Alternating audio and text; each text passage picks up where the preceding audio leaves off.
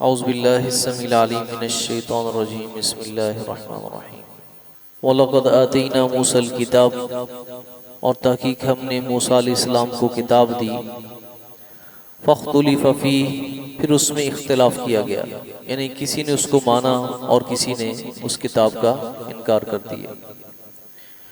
وَلَوْلَا كَلِمَةٌ سَبَقَتْ مِنْ رَبِّكَ اگر فیصلہ صادر نہ ہو چکا ہوتا تیرے رب کی طرف سے لَقُضِيَ بَيْنَهُمْ تو ان کے مابین فیصلہ کر دیا جاتا۔ وَإِنَّهُمْ لَفِي شَكٍّ مِّنْهُ مُرِيبٍ اور یقیناً وہ اس میں شک میں تھے اور مریب بڑی پریشانی اور اضطراب میں تھے، یعنی ان کو چاہیے تھا کہ وہ یقین کے ساتھ اللہ تعالیٰ کی کتاب کو مانتے، لیکن ہمیشہ وہ شکوک و شبہات میں پڑے رہے۔ وَإِنَّ كُلًّا لَمَّا اور یقیناً ان میں سے ہر ایک لَيُوَفِّيَنَّهُمْ رَبُّكَ أَعْمَالَهُمْ آپ کا پروردگار ان کے اعمال کا ان کو پورا بدلہ دے گا۔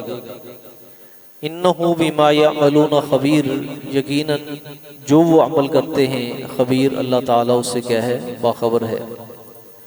فَاسْتَقِمْ كَمَا أُمِرْتَ آپ جناب استقامت اختیار کریں، ڈٹے رہیں جس طرح آپ کو حکم دیا گیا ہے۔ وَمَن تَابَ مَعَكَ اور وہ بھی جو آپ کے ساتھ توبہ کر چکے، یعنی ایمان لا چکے۔ وَلَا تَطْغَوْا اور حد سے نہ بڑھو، سرکشی اختیار نہ کرو۔ إِنَّهُ بِمَا تَعْمَلُونَ بَصِيرٌ یقیناً اللہ تعالیٰ جو تم عمل کرتے ہو بصیر اسے دیکھنے والا ہے۔ وَلَا تَرْكَنُوا إِلَى الَّذِينَ ظَلَمُوا اور ظالموں کی طرف ہرگز نہ جھکاؤ اختیار کرو، مت جھکو، مت مائل ہو، مت دوستی لگاؤ ان سے جنہوں نے ظلم کیا۔ کیا ہوگا؟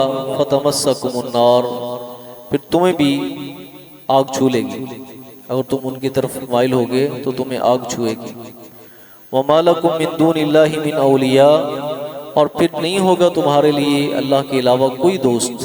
ثُمَّ لَا تُنصَرُونَ اور پھر تمہاری مدد نہیں کی جائے گی۔ وَأَقِمِ الصَّلَاةَ طَرَفَيِ النَّهَارِ اور آپ نماز کو قائم کریں دن کے دونوں طرف، یعنی صبح بھی اور شام بھی۔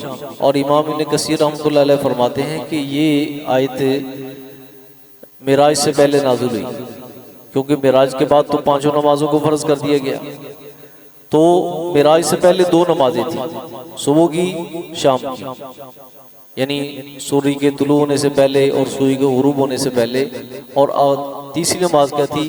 نفلی یعنی تہجد کی نماز۔ پھر اس کے بعد یعنی معراج کے بعد اللہ تعالیٰ نے 5 نمازوں کو فرض کر دیا۔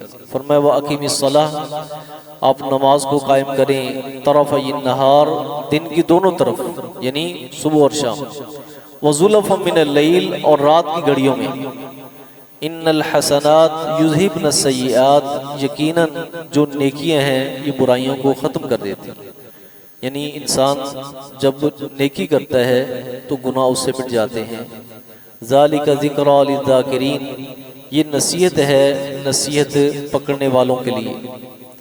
فَاسْتَقِمْ فَإِنَّ اللَّهَ لَا يُضِيعُ أَجْرَ الْمُحْسِنِينَ آپ صبر سے کام لیں، یقین اللہ تعالیٰ نیکی کرنے والوں کے اجر کو ضائع نہیں کرتے۔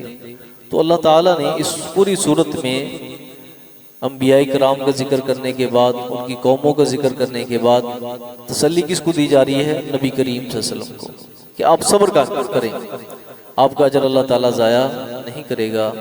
سبحانک اللہم و بحمدک اشہد ان لا الہ الا انت استغفرک۔